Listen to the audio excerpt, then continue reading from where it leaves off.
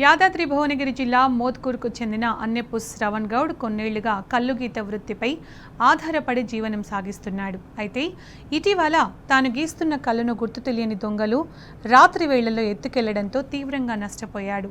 దీంతో గీత కార్మికుడు శ్రవణ్ గౌడ్ వినూత్నంగా ఆలోచించాడు. ఈ సమస్యకు శాశ్వత పరిష్కారం దిశగా ఏకంగా తాటి చెట్టుకే సోలార్ సీసీ కెమెరాను ఏర్పాటు చేసి తన వృత్తిని కష్టాన్ని కాపాడుకుంటున్నాడు.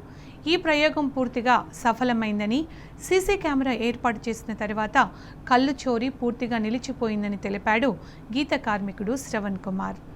అలా అంతేకాకుండా కళ్ళు తాగేందుకు వచ్చేవారు తాము నిఘా నీడలో ఉన్నామని తెలుసుకుని ఎలాంటి గొడవలకు దిగకుండా ప్రశాంతంగా ఉంటున్నారని ఆనందం వ్యక్తం చేస్తున్నాడు.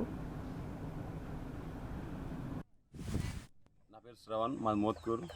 మాది ఇక్కడ బాయికాడ సీసీ కెమెరా కారణం ఏంటంటే బాయికాడ సెక్యూరిటీ పర్పస్.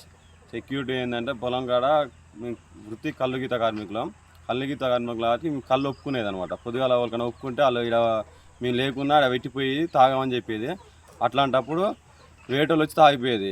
ఎవరు వచ్చినట్టే మేము తాగలే అని చెప్పేసి చాలా మంది ఇట్లాంటివి కొన్ని రోజుల నుంచి జరుగుతుంది. ఇది ఏం చేయాలో అర్థం కాక ఇక్కడ సీసీ కెమెరా పెట్టడం జరిగింది. సీసీ కెమెరా పెట్టిన కాంచెలు ఎవరైనా వచ్చినా కూడా మనకు ఎమ్మటే అలాట్మెంట్ వస్తుంది. ఎవరు ఏంది అని మనకు ఎమ్మటే చూసుకుంటాం, విజువల్ చూసుకుంటాం.